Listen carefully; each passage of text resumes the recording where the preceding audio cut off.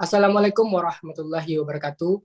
Puji syukur atas kehadiran Allah Subhanahu wa taala yang telah melimpahkan rahmat, nikmat dan karunia kita bersama sehingga kita dapat hadir dalam Zoom ini dalam rangka untuk diskusi dan presentasi hasil laporan bab 1 dan bab 2. Baiklah, pada kesempatan kali ini untuk bab 1 yang pertama akan dibacakan oleh Fitra. Kepada Fitra dipersilakan.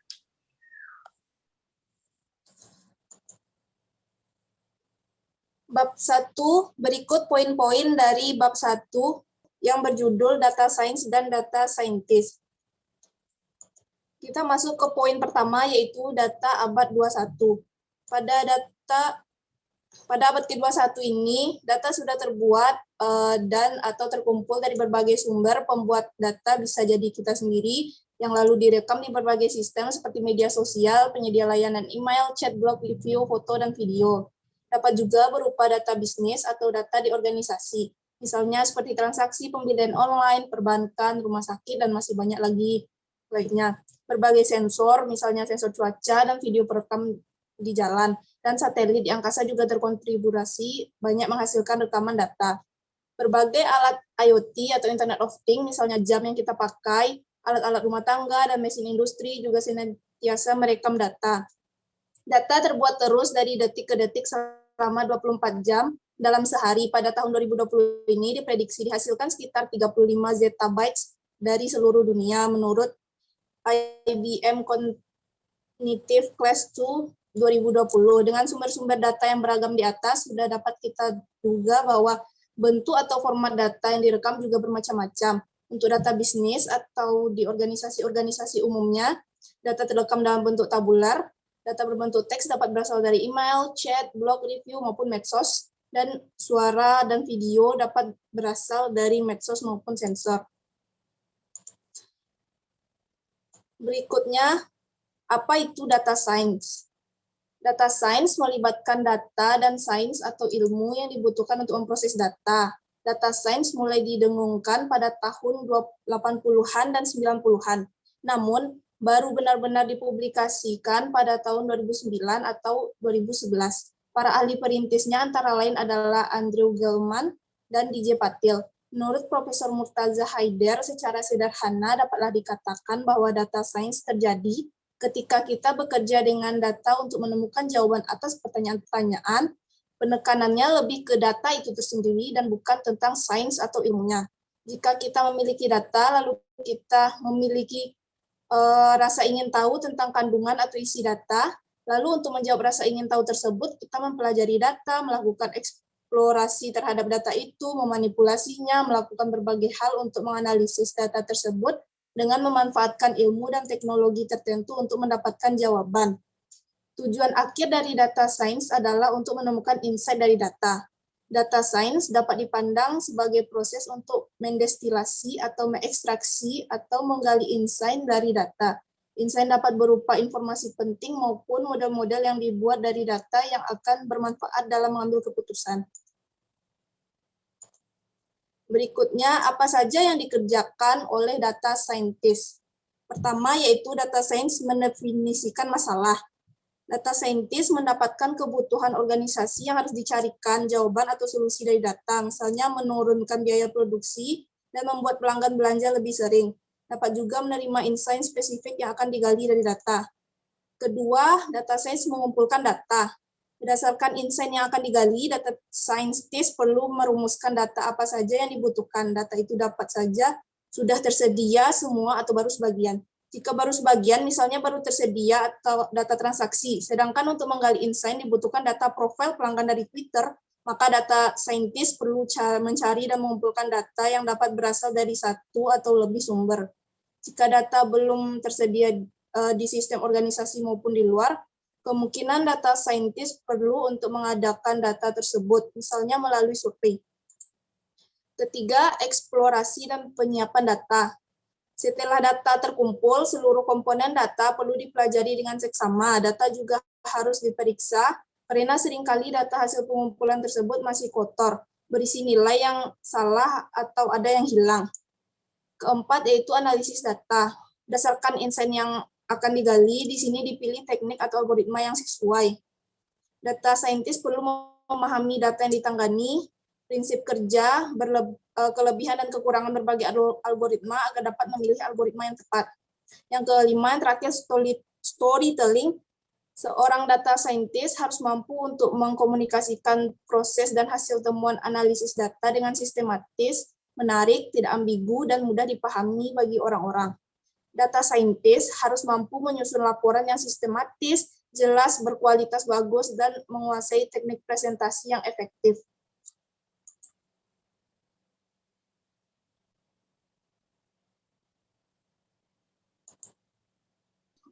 Baiklah, selanjutnya akan saya presentasikan sendiri, yaitu tentang keahlian dan skill data scientist.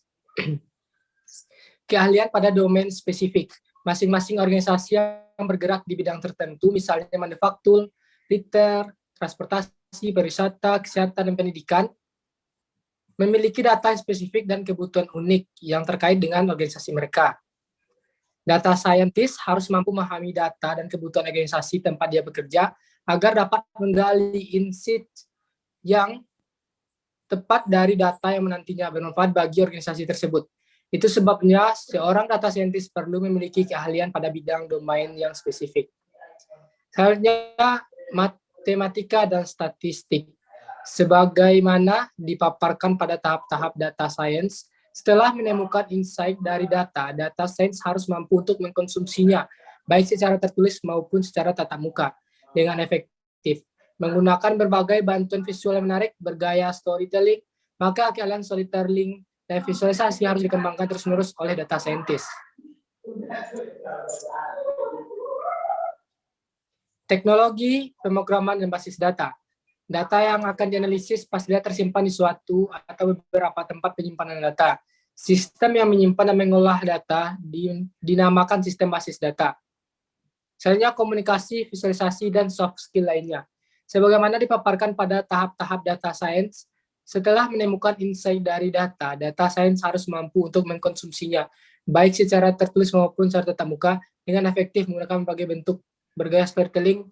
Maka storytelling tersebut dan visualisasinya harus dikembangkan terus-menerus oleh data scientist. Selanjutnya,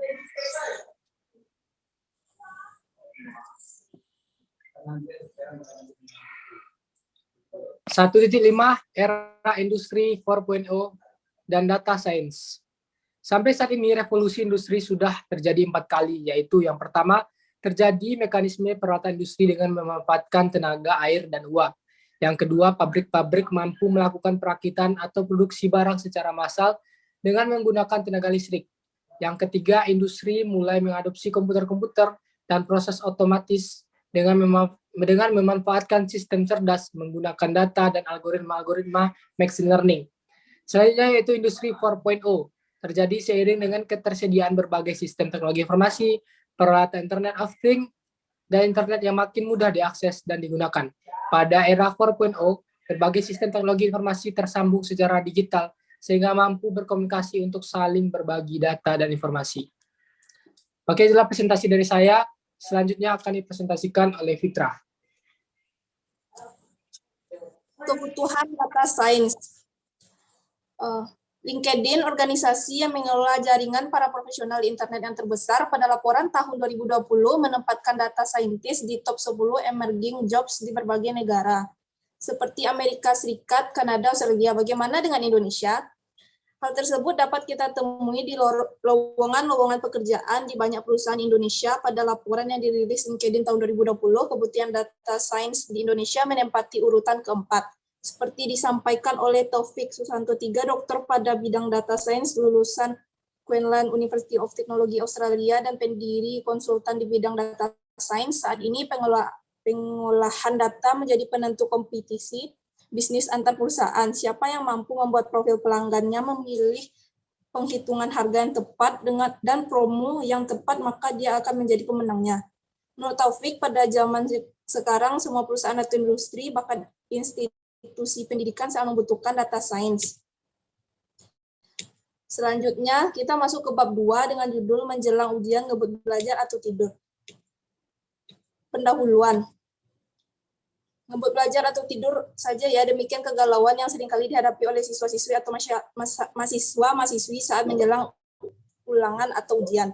Ada kalanya demi mengejar penguasaan bahan, seorang pelajar bergadang untuk belajar menjelang hari ujian sampai tertidur-tidur. Di sisi lain, tidak jarang para pelajar merasa bingung karena cukup sering mendapat fakta si A belajar sampai tidak tidur, tapi tetap saja mendapatkan nilai pas-pasan.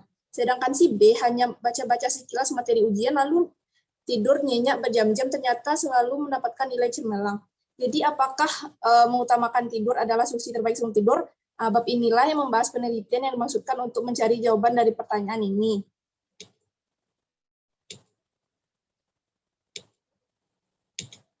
Baik, saya akan melanjutkan mengenai konsep statistika. Konsep statistika ini ada 3. Yang pertama yaitu distribusi normal, statistically significant.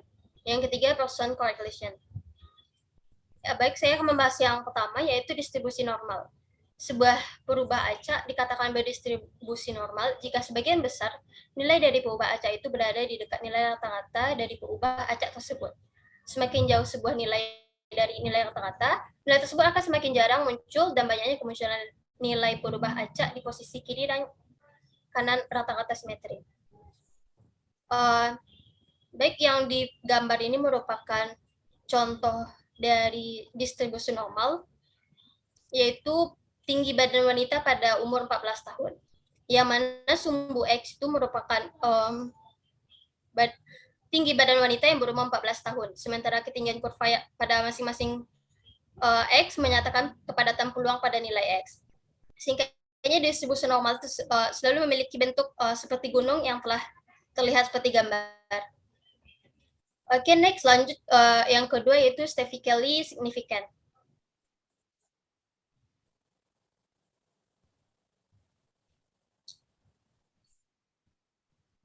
Statistically significant merupakan suatu klaim dari data yang didapatkan akurat bukan karena sebuah kebetulan.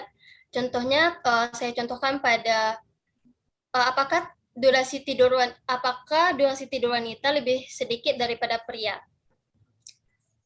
Ini merupakan contoh kurva dari statistically significant. Yang warna merah merupakan simbol dari pria, yang hijau merupakan simbol dari wanita.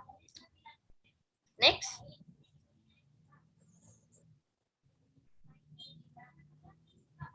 Yang ketiga ada Pearson correlation.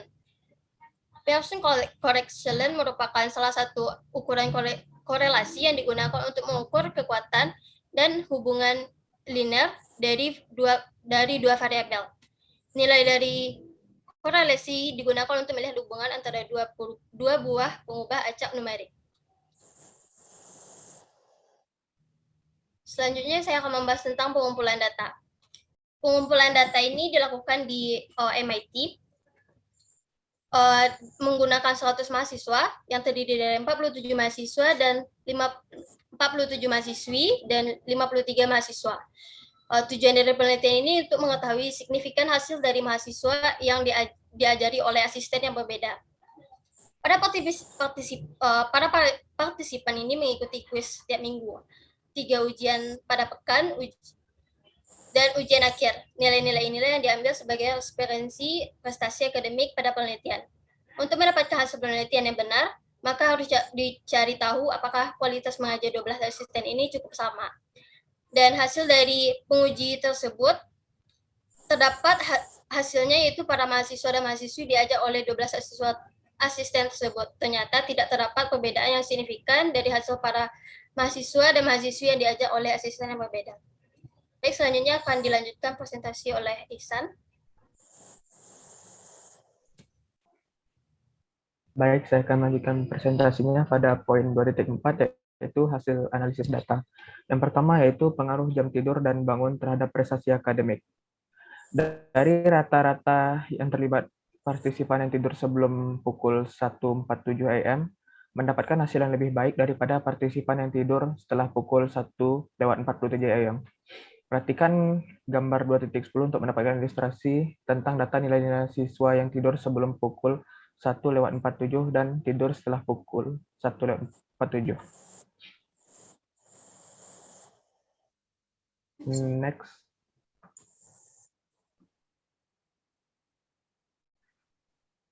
Dari hasil analisis nilai para partisipan yang tidur sebelum dan setelah pukul 1:47, dapat disimpulkan jam tidur memiliki pengaruh terhadap hasil prestasi seorang siswa. Penelitian yang dilakukan di Okano pada tahun 2019 juga melakukan analisis korelasi antara jam tidur dengan prestasi siswa. Berdasarkan analisis korelasi, diketahui jam tidur dengan prestasi siswa memiliki korelasi negatif. Artinya, semakin cepat partisipan tidur, prestasi partisipan tersebut akan semakin bagus. Hal ini mendukung hasil dari analisis perbedaan prestasi siswa berdasarkan jam tidur sebelum dan setelah pukul 1:47 AM. Berdasarkan analisis terhadap jam tidur, dapat disimpulkan jam tidur memiliki pengaruh terhadap prestasi akademik seseorang. Berdasarkan analisis terhadap jam tidur, dapat disimpulkan pula jam tidur memiliki pengaruh terhadap prestasi akademik. Apakah jam bangun seorang siswa juga memiliki pengaruh terhadap prestasi akademik? Selanjutnya yaitu pengaruh bangun terhadap prestasi akademik. Data waktu tidur 88 partisipan ini diketahui memiliki distribusi normal juga, sama seperti analisis terhadap pengaruh jam tidur terhadap prestasi akademik seseorang. Untuk mengetahui apakah jam bangun memiliki pengaruh terhadap prestasi akademik seseorang, penelitian di Okano membandingkan prestasi akademik partisipan yang bangun sebelum pukul 9.12 dengan partisipan yang bangun setelah pukul 9:12 AM. Next.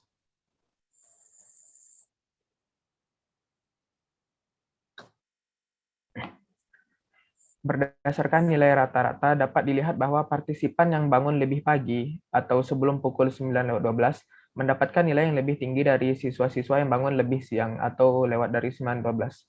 Simpangan baku untuk masing-masing kelompok juga cukup kecil, sehingga hasil perbedaan rata-rata cukup signifikan secara statistik. Penelitian di Okano juga melakukan analisis korelasi antara jam bangun dengan prestasi akademik siswa. Jam bangun dengan prestasi akademik ternyata memiliki korelasi negatif. Artinya, semakin cepat seseorang bangun, semakin baik prestasi yang dimiliki orang tersebut dibanding dengan orang yang lebih lambat bangun. Hasil analisis korelasi jam bangun dengan prestasi akademik mendukung hasil analisis dari perbedaan prestasi siswa berdasarkan jam bangunnya. Oleh karena itu, disimpulkan bahwa jam bangun memiliki pengaruh terhadap prestasi akademik. Dengan melihat korelasi antara jam tidur dan jam bangun, diketahui juga partisipan yang tidur lebih cepat cenderung bangun lebih pagi, sehingga dikatakan partisipan yang tidur lebih cepat akan bangun lebih pagi dan mendapat prestasi akademik yang lebih baik dibandingkan siswa yang tidur lebih larut.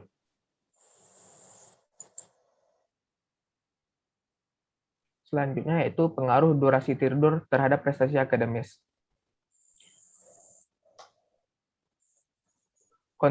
Konsistensi tidur diukur berdasarkan simpangan baku dari durasi tidur masing-masing partisipan selama satu semester.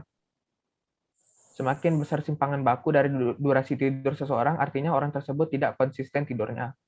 Setelah mengukur simpangan baku dari durasi tidur masing-masing partisipan, penelitian di Okano menyajikan relasi antara konsistenan tidur seseorang yang dilambangkan oleh simpangan baku dengan nilai yang didapat oleh orang melalui plot gambar di bawah ini. Next.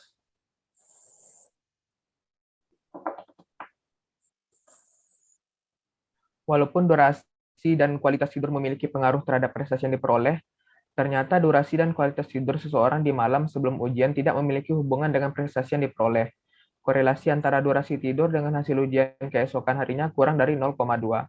Karena korelasi yang sangat kecil, maka tidak dapat disimpulkan bahwa durasi tidur malam sebelum ujian dengan hasil ujian memiliki hubungan. Begitu pula dengan kualitas tidur di malam sebelum ujian. Lalu selanjutnya yaitu pola tidur pria dan wanita berpengaruh terhadap perbedaan prestasi.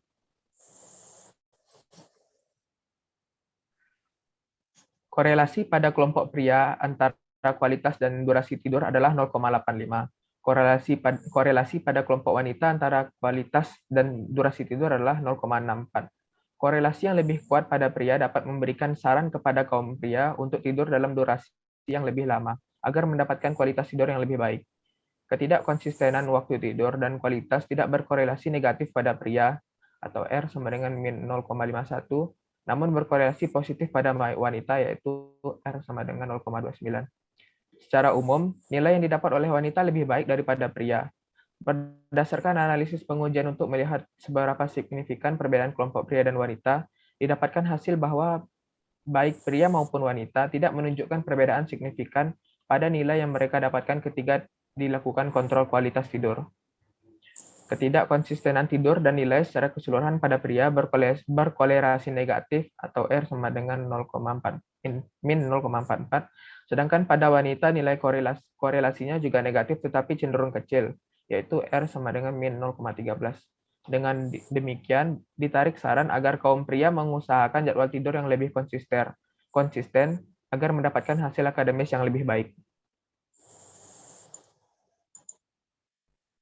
Lalu kesimpulannya yaitu penelitian menunjukkan bahwa durasi tidur yang lebih lama dan konsistensi tidur menyebabkan menghasilkan prestasi akademik yang lebih baik. Kekuatan dari penelitian ini adalah telah digunakan alat ukur objektif yaitu Fitbit. Dua penelitian sejenis mengatakan bahwa durasi tidur yang lebih lama selama 1 minggu sebelum ujian dan 5 hari berturut-turut sebelum ujian menghasilkan peningkatan performa siswa dalam ujian. Namun masih ada hal yang perlu menjadi perhatian dalam penelitian ini, bahwa nilai 1-10 yang diberikan oleh Fitbit untuk menggambarkan kualitas tidur seseorang belum pernah dinyatakan secara ilmiah sebagai nilai pengukuran kualitas tidur yang valid. Selain itu, masih terdapat peluang yang mungkin dapat mempengaruhi performa akademik seseorang, yaitu faktor stres, kegelisahan, motivasi, dan masalah kepribadian yang lain. Masih terdapat begitu banyak peluang untuk menyempurnakan penelitian pada bidang pengukuran prestasi akademik seseorang.